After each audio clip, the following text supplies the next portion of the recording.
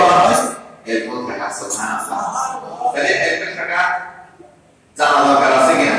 ইলমুল ফিকহ প্রত্যেকে কোরআন, হাদিস, ইজমা, কিয়াস এখান থেকে ইলমুল ফিকহ কি করা হয়েছে, নেওয়া হয়েছে। এরপর আসুন যে ইলমুল ফিকহ আলোচ্য বিষয় কি, ইলমুল ফিকহের মধ্যে কি নিয়ে আলোচনা করা হবে। প্রত্যেকটা বিষয়ের একটা আলোচ্য বিষয় থাকে না, যে আমি প্রতি জুমায় বলি আজকের জুমার আলোচ্য বিষয় না, এখানে এটা নিয়ে আলোচনা হবে।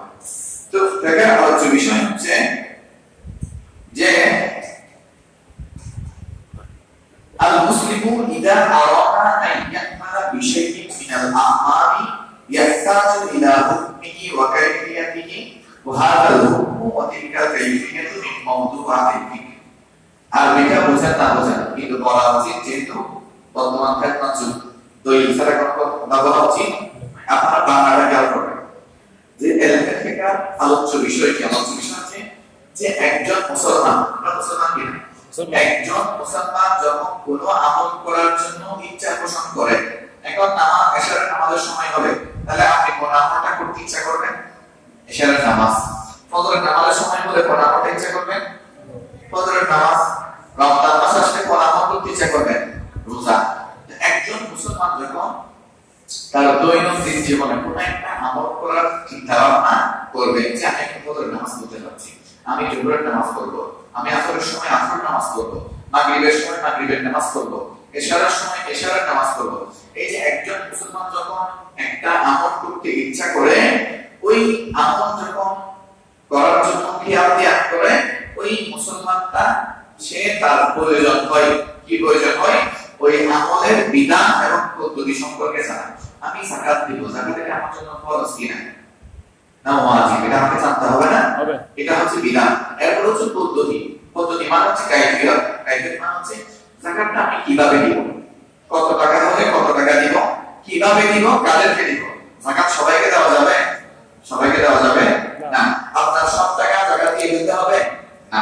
কত টাকার মধ্যে কত টাকা যাকাত দিবেন, কাদেরকে দিবেন, কিভাবে দিবেন, এটাকে বলা হয় পদ্ধতি।